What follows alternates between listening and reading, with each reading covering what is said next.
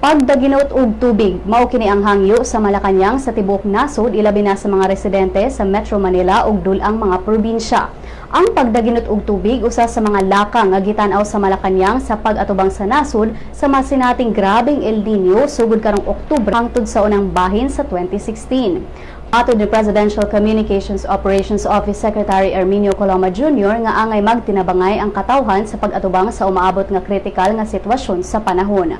Dugang ni Coloma nga tungod sa mga posibleng epekto sa El Nino, ang mga water interruption usa ka pamaagi nga ipatuman aron adunay saktong supply sa tubig hangtod moabot ang summer.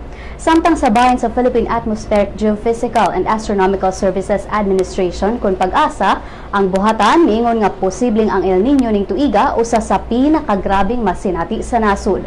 Matod ni Anthony Lucero sa pag-asa nga sa posibleng karong Oktubre hangtod sa Disyembre ning tuiga mawala ang 60 hangtod 80% nga rainfall.